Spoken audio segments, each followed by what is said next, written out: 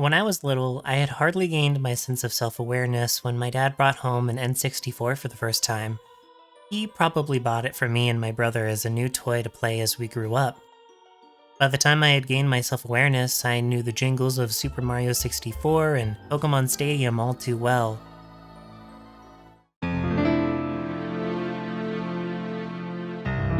But hearing the title music to Ocarina of Time for the first time ever is a memory that has stuck with me ever since. And now, even after nearly 24 years, Ocarina of Time is a game that I come back to time and time again, whether it be for speedrunning or just reliving the days of my youth. It was actually during my attempts at speedrunning the game that I discovered a mechanic that not many people, if at all, talk about in depth. It was something that we all used, but never put much thought into, perhaps even now. And yes, despite Majora's Mask being built on the same engine, Ocarina of Time is the only game in the entire series to have this feature. Here on the left we have Ocarina of Time, and on the right is Majora's Mask. Can you spot the difference between the two?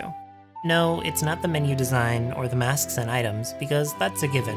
The mechanic that Ocarina of Time exclusively has over every other Zelda game is the way that the game is saved. No, wait, come back, I can explain. Unless... Oh, you were heading over to follow me on my Twitch because I'm coming back to streaming consistently? Why didn't you just say so? Well, if you head over to twitch.tv/lootvt, you can get a non-scripted version of me streaming Mondays at 6:30 p.m. and Tuesdays and Thursdays at 1 p.m. We'll be playing a wide variety of stuff, as well as rediscovering some games of old. Oh, and make sure you subscribe here so you never miss a video. Alright, back to Ocarina of Time.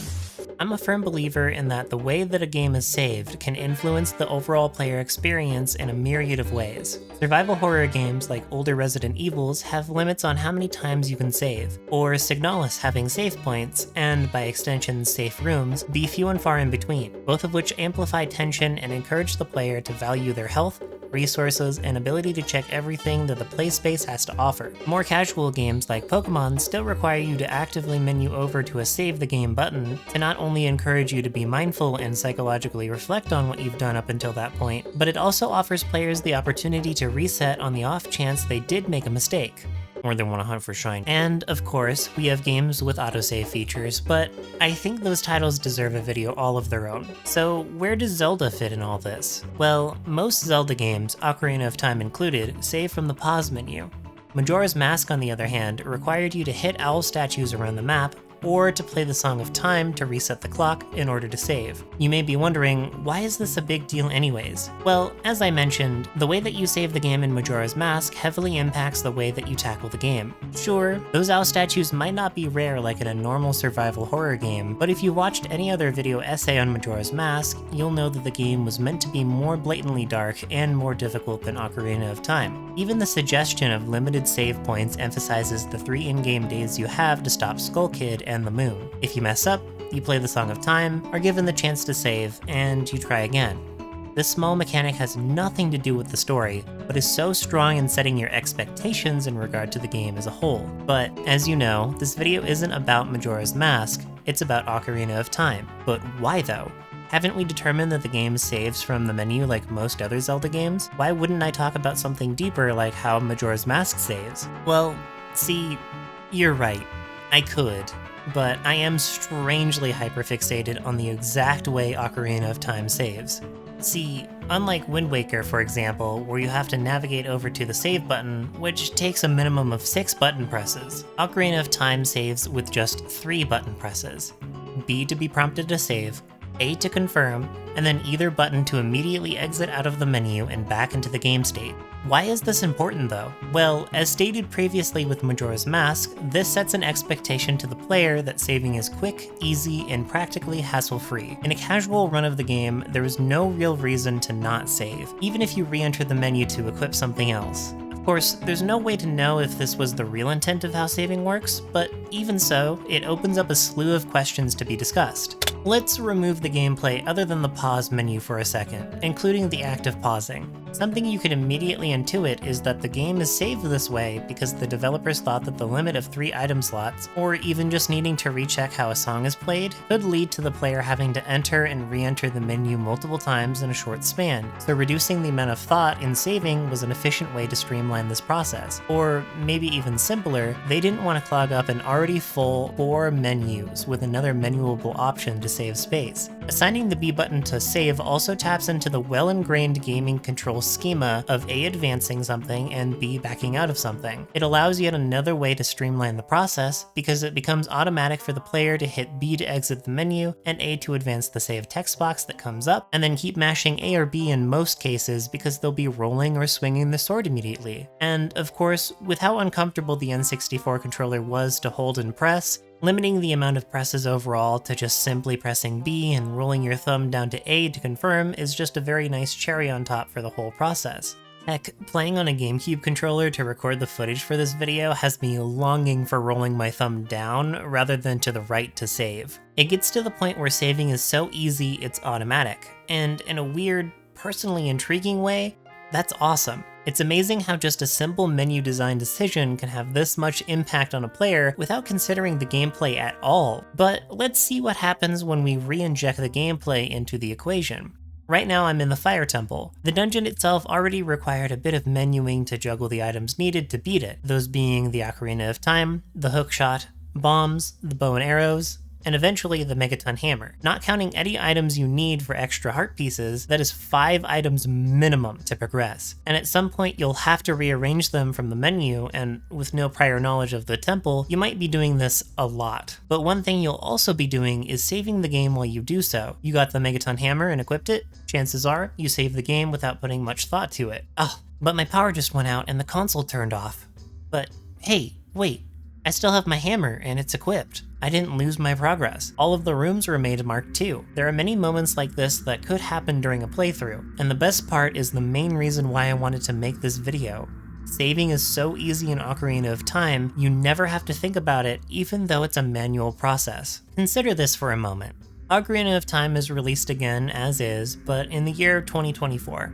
In this scenario, let's say the game is exactly the same except it implements an autosave feature. With all I've gushed about the ease of manual saving in this game so far, wouldn't an autosave be a negligible change? In my opinion, no. In fact, I believe that an autosave would completely change the expectations we have for the game as a whole, largely because there's a huge factor that comes with having the player save manually: player agency. If the game autosaved after we picked up an item or after entering a new room, sure, a super casual player probably wouldn't mind at all. But in a game where you are the hero of time, having the opportunity to save is huge when it comes to building that narrative. An implemented autosave would be inconvenient if you wanted to go do something completely different when approaching a room. Or in a super niche case, a large portion of the speedrun categories for this game would have to be completely different. Not that the developers would be thinking of situations like that, but I still believe that even today, they would want their players to manually save because it gives the player control. When a player is in control of something, even if it's as small as saving the game, it engages them more.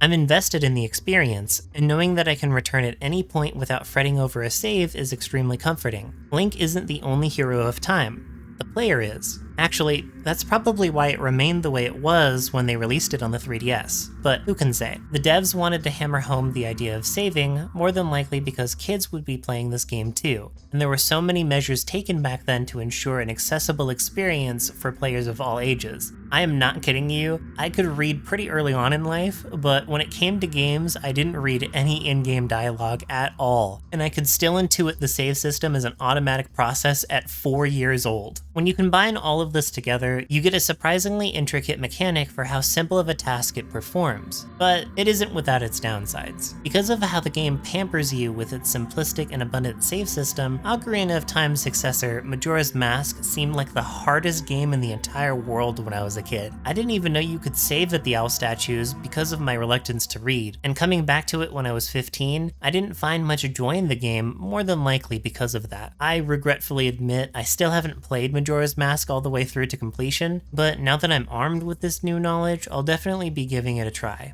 At the end of the day, we'll never know what the developers truly intended when it came to how or why the game is saved the way it is. And while I could ask them via email myself, I think it's better to let the answer to these questions remain unsolved, as to preserve the magic of wonder. On my last video talking about the most infamous level in Sly Cooper, someone left me a not so nice comment, but it did make me think about something I never considered before. What is the point of making videos like these? I knew on a basic level that I was making these videos just for fun, but was there a deeper meaning I could derive from going back into the past to talk about obscure mechanics from extremely old games? And there was. Video games, whether they're 5, 20, or 30 years old, are art.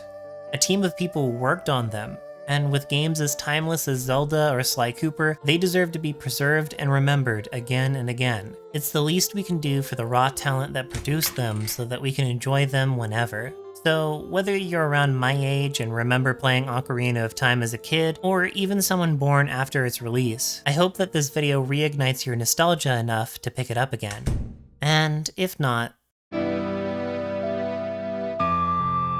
at the very least, I can get this little tune stuck in your head again. I'd like to thank my patrons, Billy Smiles XXL, Alexa Decimal, and Draco Lich 91 for their generous contributions, as well as helping vote on what the next video would be, which is this one. You can do the same and get access to extra behind-the-scenes content for just $5 a month through there.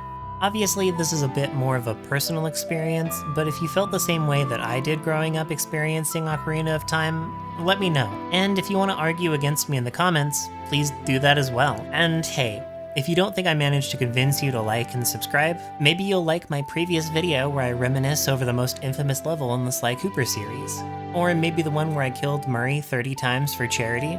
I promise those videos won't disappoint. Oh, and don't forget to check me out on Twitch. I'm back to streaming 3 times a week and plan to keep it this way for as long as possible. If you want to see more of me beyond just the script, then you know where to look. twitch.tv/lootvt. Thank you so much for watching, and I'll see you in the next one. Take care now.